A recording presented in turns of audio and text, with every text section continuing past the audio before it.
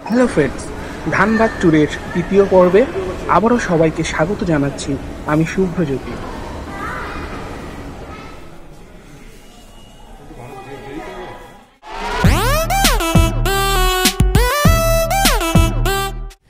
এখন আমরা তোপচাচিতে উত্তম কুমারের বাড়িতে ভিজিট করতে এসেছি। এখানে অগ্নি কি বই শুটিং হয়েছিল? অগ্নি পরীক্ষা বইয়ের শুটিং হয়েছিল। উত্তম কুমারের বাড়ি, দেখা যাক উত্তম কুমারের কিছু স্মৃতি যদি পাওয়া যায় সেইগুলো দেখার চেষ্টা করব। অনেকটা এরিয়া জুড়ে বাড়িটা। এখানে উনি বাড়িটা মূলত করেছিলেন শুটিং করার জন্য, এবং জঙ্গলের মধ্যে থাকার যে ওনার একটা ভালোবাসা ছিল, সেই জন্যই এখানে বাড়িটা উনি মূলত করেছিলেন। তো এখন এটা সংরক্ষণ করে রাখা আছে, থাকে না কেউই। সুইচ বোর্ডটা এখনো আছে, যেটা উত্তম কুমার। কোনটা সুইচ বোর্ড? হাতে টিপতো সুইচ বোর্ড যেটা উত্তম কুমার নিজের হাতে টিপতো, এখানে আছে কোথাও। এইটা কতবার ওনার বাড়িতে কতবার স্পর্শ করেছে কে তুমি জানো? উত্তম কুমারের ব্যবহৃত ভেতরের আসবাব। উত্তম কুমারের ব্যবহৃত এইসব জিনিসপত্র দেখে খুবই এক্সাইটেড ফিল হলো। অনেক পুরোনো দিনের ঐতিহ্য বহন করছে।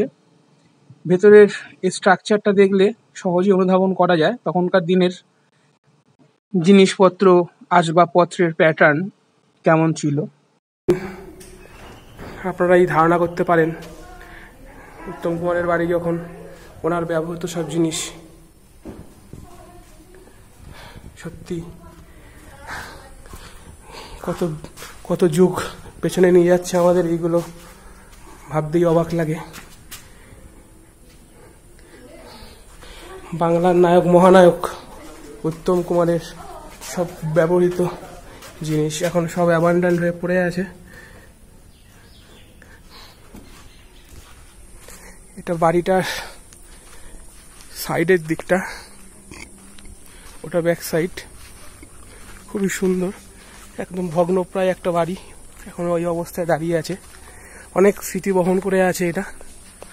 উত্তম কুমারের অন্যতম প্রিয় জায়গা, যেখানে উনি শখ করে বাড়ি বানিয়েছিলেন।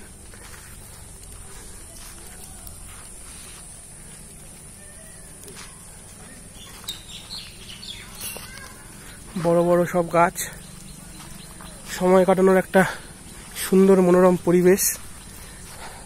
একান্তের নিরিবিলি, ভাঙাচোরা হয়ে পড়ে আছে। এখানে হয়তো একটা সময় উত্তম কুমার সময় অতিবাহিত করতে। অনেকটাই সময় এখানে কাটিয়ে ফেললাম। এবারে হোটেলে গিয়ে একটু লাঞ্চ করব, খিদেও পাচ্ছে। তো এবার আমরা লাঞ্চে বসে পড়লাম। লাঞ্চে ছিল ঘন মুগ ডাল, আলু ভাজা। আগের দিন মাংস খেতে ইচ্ছা করছিল না, তাই নিয়েছিলাম এগ কারি। আর ডাল আর আলু ভাজা তো আমার বরাবরই খুব প্রিয়, বেশ আনন্দের সাথে খাওয়া চললো। দুপুরে আমাদের ট্রেন পূর্বা এক্সপ্রেস। তাহলে চলুন হাওড়ায় দেখা হচ্ছে। তো বিকাল 5:30টায় হাওড়া স্টেশনে পূর্বা এক্সপ্রেস আমাদের নামিয়ে দিল। এখন আমরা হাওড়ার আন্ডার ওয়াটার মেট্রো করে বাড়ির উদ্দেশ্যে রওনা দিয়েছি।